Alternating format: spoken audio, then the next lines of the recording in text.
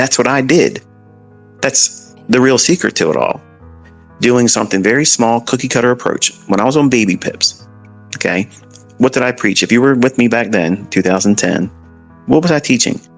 Find one good setup, 25 pips a week. Now you can get 5 pips a day.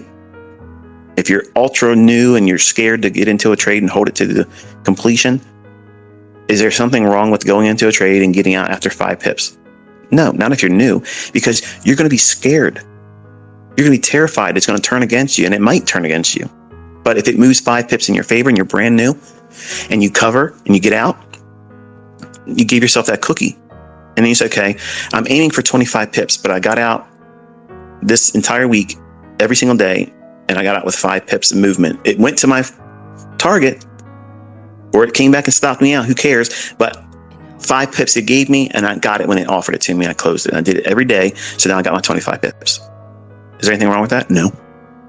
Not if you're a brand new trader? Nope, absolutely not. And then the next week you go in and say, okay, I'm going to try to hold on and see if I can get to that 8 pips or 10 pips of the 25 I'm getting. And then when you get it, even though it looks like it's going in your favor to your target, you close it at 10. Just do that. What you're doing is you're giving yourself experience. It's unrealistic for any educator, me included, to sit down and say, okay, here's what you do, here's how you learn how to trade, and then go in there and hold it for your target or stop. And don't ever take any partial or early exits. That is stupid. You're stunting their growth. The best learning I had was gradually going into making money. I had flash in the pan wins. I ran up accounts real fast and real fast blew them out. So I didn't understand the weight of making money like that, because it's very stressful and it's addictive. Like, I've never done cocaine. I've never done heroin. I've never done any kind of hard narcotics, and I've never been drunk in my life. But I can tell you, I've been high on the markets, and that is a rush. That is absolutely phenomenal. Like, it is nuts. Once you feel it, you'll know what it means to know what it feels like to be high on the market, because you feel invincible. You feel like you're the cock of the walk. There ain't nobody that's better than you. Nobody can touch you. Don't even talk to me. Don't even speak to me. Like, you're beneath me. That's what happened to me. I became a jerk, a prick. But that's the worst route to take. If I would have stuck with my making ends meet approach,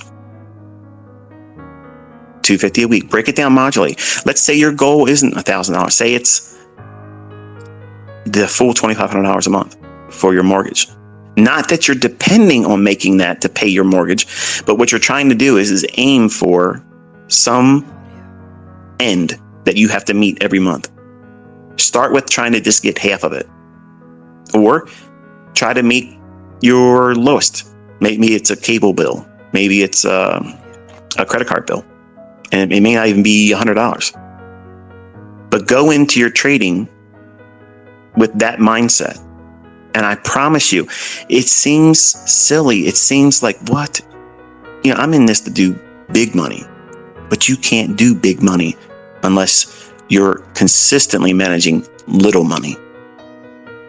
Little bit of management on a little bit of money is going to teach you everything you need to know how to do large money over time. Because that little bit of money, if you keep doing it correctly, what does it become? More money. And that more money has a growth curve in terms of, okay, I'm used to trading 1 micro on ES, and it's $5 per point. Now I'm at the point where I can trade 2 micros and then 3 micros. And at some point you start trading 1 mini. So now you have $50 per handle, $12.50 per tick. That feels a little bit different first time you do it. If you're not used to seeing that, it's a little intimidating, and you start thinking, oh, this is too much, it's too much. And I've watched guys on YouTube get in there and trade on a 1 minute chart, and just about every single 1 minute candle, they're trying to do something and it's moving around. Such a small little fluctuation, but they're like, I gotta get out. Okay, it's going against me. What are they trading? I don't think they know. So you have to know what you're doing. That's why I taught my son to just go after 5 handles. 5 handles, that's it. If he gets it in the morning, he doesn't have to do it in the afternoon. If he doesn't get it in the morning, he goes in looking for it in the afternoon. If he has a losing trade in the afternoon, it doesn't take a trade. He eats it. If he takes a trade in the morning and he gets the 5 handles, he has the choice to go in the afternoon, but I tell him by the model, don't do it. Trade the next trading day and look for that setup again. There's lots of 5 handle moves all day long. There's lots of them. There's a plethora of them. So what is that? That's a low hanging fruit objective. It's real easy to find 5 handles every single trading day. Even in a choppy market, 5 handles can be had. Now, what does 5 handles mean to you? Well, it's going to mean different things to each one of us. To me, it's going to mean a whole lot. To someone like my son, it could mean $1,250. So $1,250, if you just do that one time, just once a week, that's pretty good for not even being 24. Now, I don't want him to stop there. Obviously, as his father and as inner circle trader, ICT, I want my son to be a freak. Like, I want him to be way beyond me. And he has the advantage of youth. And I have all the advantage of the wisdom. And I can tell him how to get there, but he has to do these things to do it. He can't just, I'm going to go in there and just go all in. It's not Texas Hold'em. It's trading for a living. And you're trying to do one of 2 things: build wealth or make ends meet. In the beginning, you can't build wealth. You have to make ends meet. That means you have to consistently do things that make sense to erase the debts that you have to pay out every single month. Those debts, you're going to have them the rest of your life. I'm rich and I still have to pay utility bills. I still have to pay all these little things that add up. Amazon Prime, HBO Max. Like, I got everything. There isn't a channel or a service out there that my wife or kids don't have. And I don't watch TV, but I have to pay for that. It's a bill. Okay. I could sit down and say, you don't need all this stuff, but I don't care. It's a write-off. All these things are a write-off. So I use that to my benefit. That's the justification I give to myself. But my family, they're spoiled. They don't need to have all these things, but they have them because we can afford to have them. You may not afford them right now, but you can be in a position where it won't matter to you either. But you can't jump to that. Like, I was trying to jump as a 20-year-old thinking, wow, I can make a lot of money in a very short period of time. And I'm only doing it with one contract. So I jumped to doing 3 and 5 and 10 contracts of bonds in the S&P. And yes, when I was right, man, it was really nice. But when it was going against me, it paralyzed me in fear. It scared the living hell out of me, because it's fun and it's exhilarating, and you have that deer in headlights paralysis when it's running off in profit, and you don't have a target. You don't know where it's going. I want to go in and see how far it'll go up. And you get stuck looking at the chart, and it's just going, and you don't know when to get out. And I would overstay my welcome. And then I think, okay, well, it's just retracing down to this level. This old high is going to find some support because it's a floor now, because the ceiling's been broken. Now it's going to come, support wrong, kept going lower, and I'd find some other old high and draw a line across my chart and expect it to be support, and it wouldn't. And I wouldn't get out of the trade because I had no structure in what it is I was doing. I was like that $1 million sailboat out there with no rudder. Wherever the wind's going to carry me, as long as I'm in the marketplace, that's what was happening to me. And I had fortunes going in and out of my account all the time, but no idea where to pull the plug. Whereas if I just simply would have said, you know what? I want to make $1,000 a month and save that, right? Okay, what happens if I just get that for the day and just stop on 20 contracts? Yeah, $20,000 a day. It's hard to stop though, because if you can see the potential to make 50, you're going to do what? You're going to hold for 50. And as a young man with no idea what the hell he was doing, just rolling the dice, that's what I was doing. And it was worse when I started inviting people to see me doing it. And I would get a high off of being right in front of everybody. And I'd be like, yeah, look at that. See, you know the hell I am. I'm the guy that's going to do this in front of you every single day. Ha ha, look at this. Strength. And then when it was bad, I wanted to crawl under a rock. It was too much. My ego couldn't allow for that because I didn't build in those expectations in performance. So you won't have all those problems if you use low-hanging approaches to make your ends meet. So you start gradually from a very small, low-hanging fruit objective and make it so insignificant in terms of money that it won't be hard for you. And you gradually build that up. This is why I tell everybody, you're not going to get good at trading your first year. You're not going to get good at trading in your first 2 years. It's going to take you 5 to 10 years to get really good at trading. What's my definition of good? You know yourself. You know what's going to keep you from blowing up, and you avoid it. You soberly consider the risks that are involved, not just what's the maximum I can make here. See, I guarantee you, if we were doing a poll, like if we were in a live event and I gave out this handout in the beginning, it was a questionnaire, real quick questionnaire, and then you had to drop it off in a box before I got up on the stage and start talking to everybody. It would be, what are you more likely to feel impulsive about? Going after the big money or fear of the losing trade?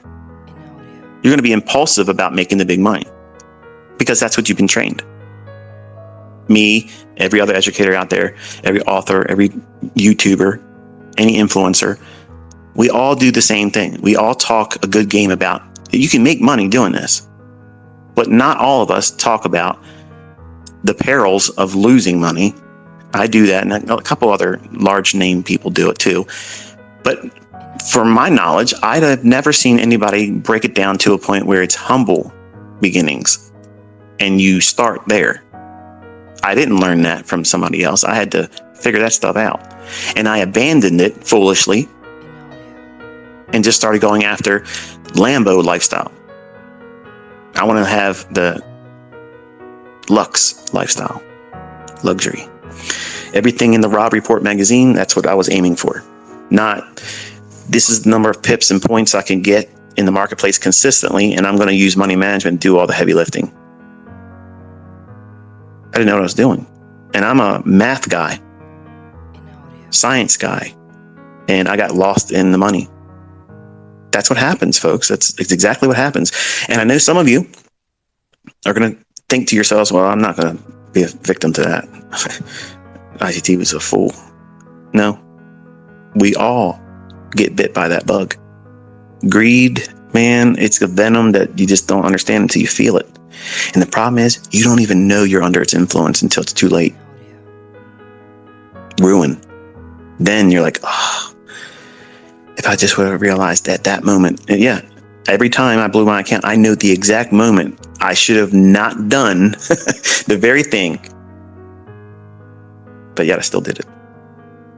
Because I had no structure. I had no way of determining what it was that I was aiming for. And it's not just a dollar amount. What are you striving for? What is it you're aiming for your trading? What's the goal? What's the reasons why you're doing all this stuff? If it's just to make money, okay, how much? How are you gonna earn that much money? What is it you're trying to do?